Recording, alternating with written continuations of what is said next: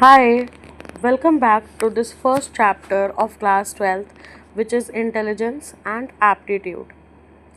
समझते हैं इंटेलिजेंस के डेफिनेशन को। इंटेलिजेंस बेसिकली एक मल्टी फेसेटेड कॉन्सेप्ट है जो कि डिफाइन किया जाता है एज द ग्लोबल कैपेसिटी जिसके through we can understand the world, think rationally and we can use the resources effectively when faced with challenges.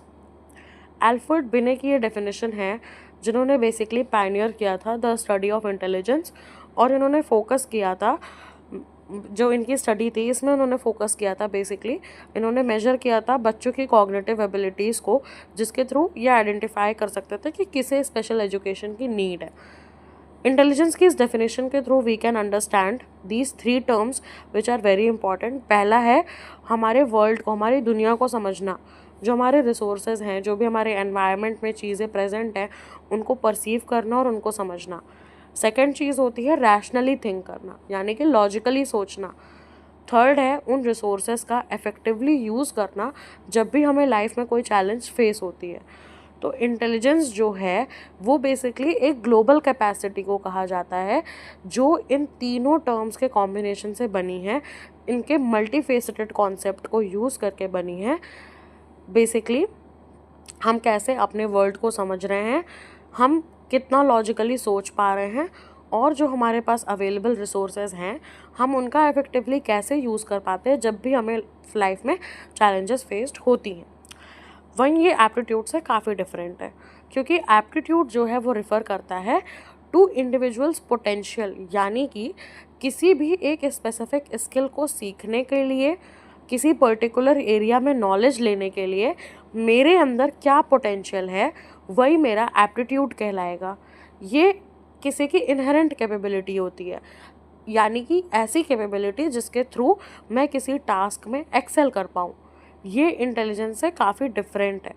इस चैप्टर के थ्रू हमारा यही बेसिक कॉन्सेप्ट रहेगा कि हम एक फाउंडेशनल डेफिनेशंस समझ के चलें इंटेलिजेंस और एप्टीट्यूड की, क्लैरिफाई कर सकें उनके डिफरेंसेस को और उनका सिग्निफिकेंस समझ सकें हमारी स्टडी में।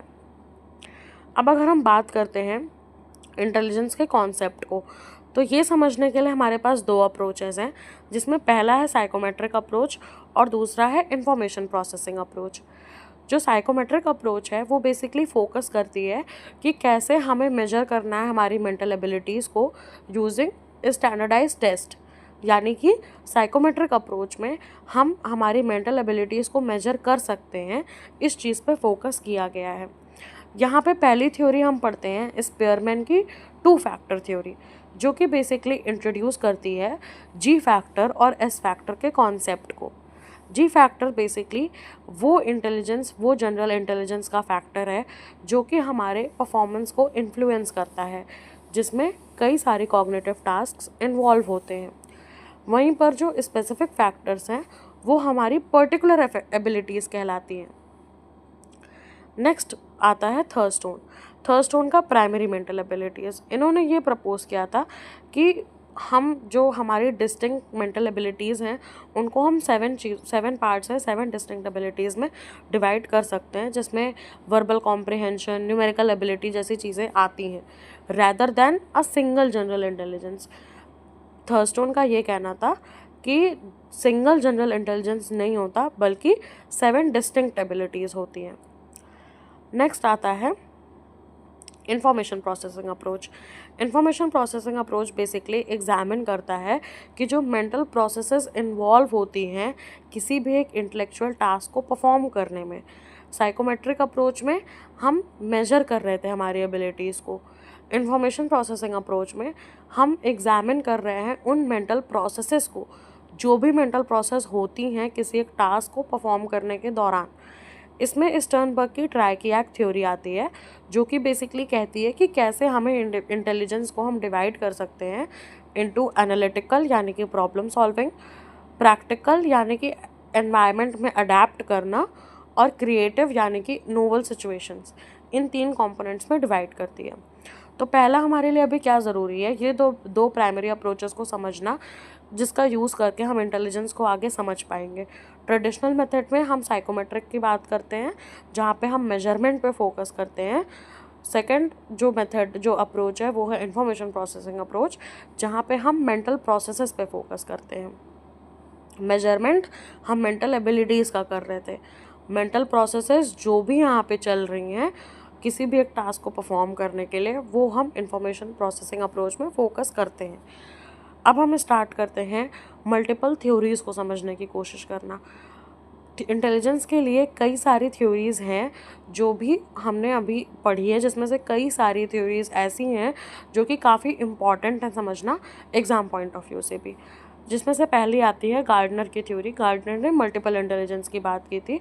इन्होंने ये बेसिकली कहा था कि सिंगल आईक्यू नहीं होती है, बल्कि 8 डिस्टिंक्ट इंटेलिजेंसेस प्रेजेंट होते हैं, डिस्टिंक्ट इंटेलिजेंसेस प्रेजेंट होते हैं, जैसे कि लिंग्विस्टिक, लॉजिकल, मैथमेटिकल, स्पेटियल, जो कि बेसिकली रिप्रेजेंट करते हैं कि कैसे पर्सन डिफरेंट वेज में प्रोसेस कर सकता है इंफॉर्मेशन को और प्रॉब्लम को सॉल्व कर सकता है। नेक्स्ट जो स्टर्नबर्ग की थ्योरी थी, स्टर्नबर्ग ने बेसिकली बात की थी 3 कंपोनेंट्स की। पहला था एनालिटिकल, यानी कि प्रॉब्लम सॉल्व करना, लॉजिकली रीज़न करना।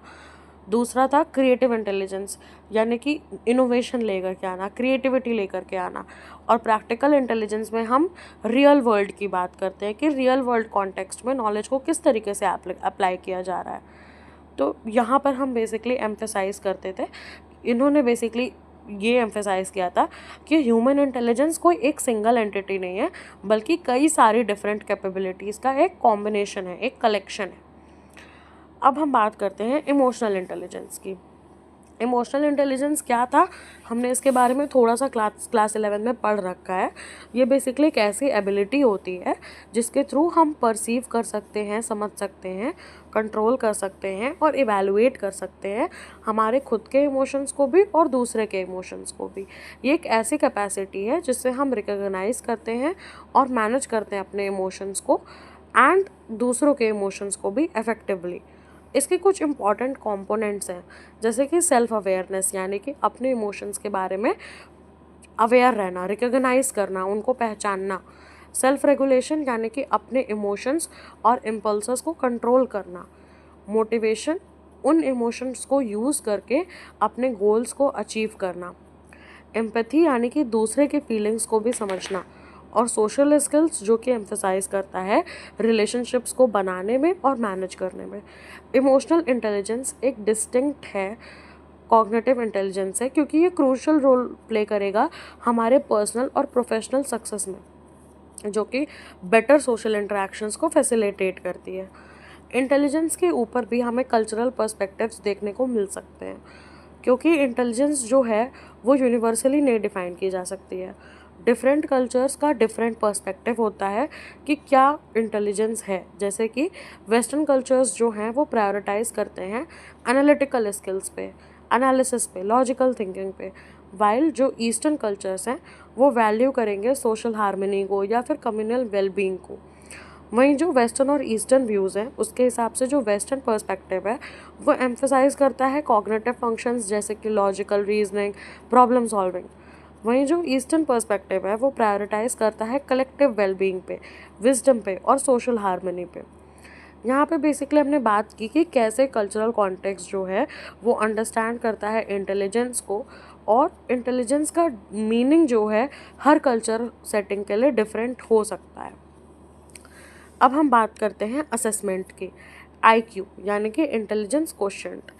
आईक्यू बेसिकली एक ऐसा मेजर है जिसके थ्रू हम पर्सन के इंटेलेक्चुअल एबिलिटीज़ को मेजर कर रहे हैं रिलेटिव टू अदर्स।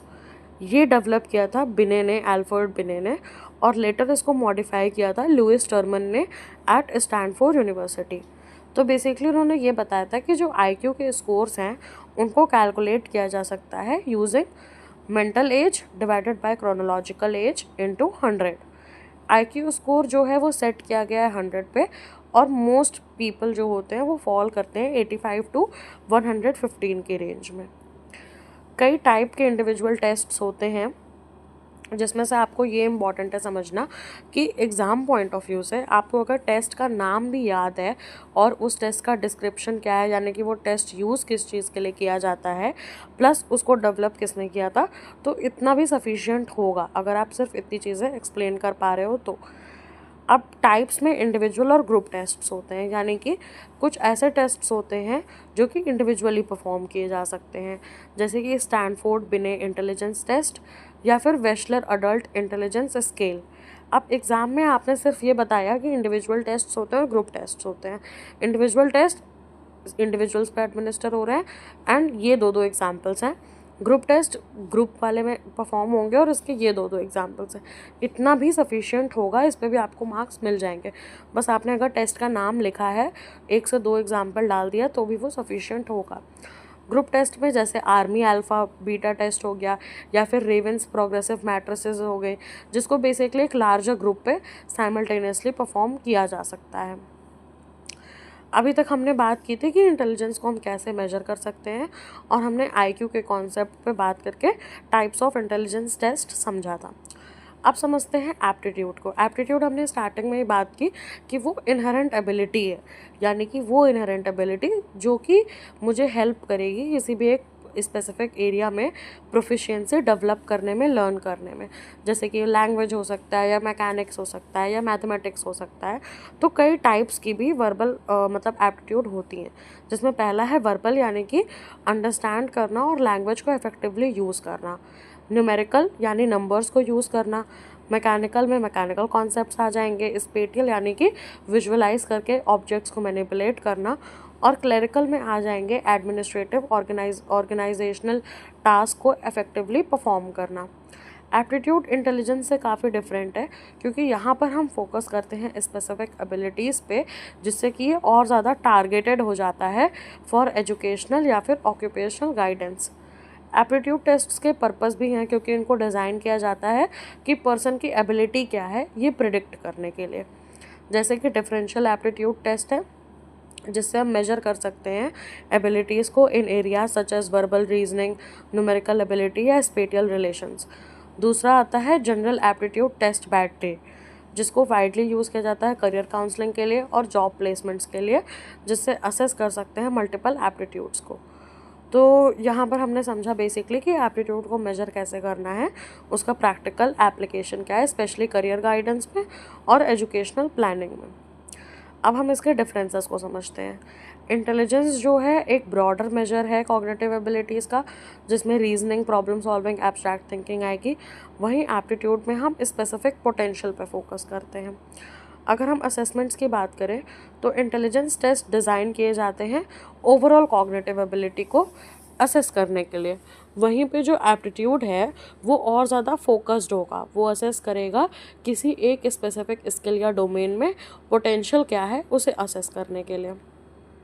तो हमने क्लियरली अभी यहाँ पे रिस्पेक्टिव रोल्स और यूजेस को डिस्टिंग्विश कर लिया है। अब हम समझते हैं इसका एप्लीकेशन क्या है। तो इसका एप्लीकेशन एजुकेशनल भी है और ऑक्यूपेशनल भी है। एजुकेशनल एप्लीकेशन ये है कि इंटेलिजेंस टेस्ट जो हैं वो हेल्प करेंगे स्टूडेंट्स को आइडेंटिफाई करने में कि किसे स्पेशल एजुकेशन की ज़रूरत है या कौन से वो गिफ्टेड प्रोग्राम्स हैं। वहीं एप्टीट्यूड टेस्ट जो है वो स्टूडेंट्स को गाइड करने में हेल्प करेगा towards appropriate educational track and career path, क्या करियर पाथ उन्हें चूज़ करना चाहिए।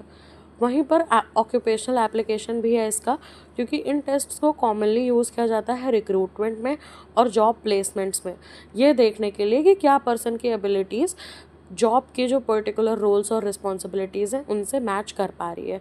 ये ऑफन यूज़ किया जाता है एम्प्लॉय के डेवलपमेंट में और ट्रेनिंग पर्पसेस में।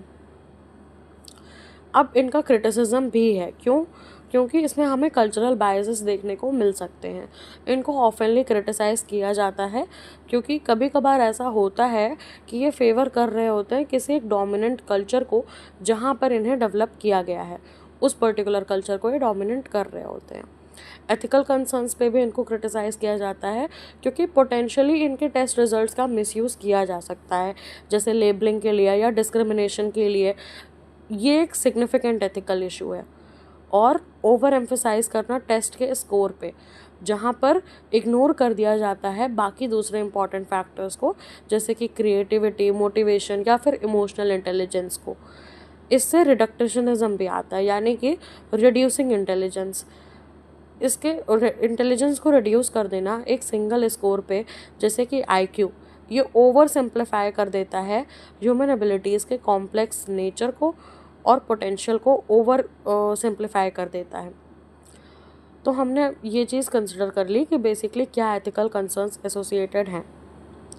अब अगर मैं आपको एक रिकैप दूं तो हमने यहाँ पे बात की है कि इंटेलिजेंस और एप्टीट्यूड दोनों ही इम्पॉर्टेंट और एसेंशियल कॉन्सेप्ट हैं साइकोलॉजी में, क्योंकि ये ह्यूमन पोटेंशियल को समझने में और मेजर करने में हेल्प करते हैं। हाउएवर ये काफ़ी इम्पॉर्टेंट है समझना कि ये दोनों अप्रोचेस जो हैं, ये जो असेसमेंट्स हैं, इसमें हमें अवेयर रखनी चाहिए इनके लिमिटेशंस और पोटेंशियल बायसेस के साथ। अगर मैं क्विक रिकैप दूं तो हमने ये चीज़ें पढ़ी हैं अभी तक कि दोनों का बेसिकली इम्पोर्टेंस क्या है, क्या कॉन्सेप्ट्स हैं, कैसे हम उसका एप्लीकेशन कर सकते हैं और कौन कौन से अलग अलग टाइप के टेस्ट्स हम इस्तेमाल कर सकते हैं। अगर आपको कोई भी डाउट हो तो आप कमेंट सेक्शन में लिख सकते हो। डिस्क्रिप्शन बॉक्स में आपको माइंड मैप, एनसीईआरटी के सॉल्यूशंस और इस चैप्टर के डिटेल नोट्स मिल जाएंगे। Thank you so much.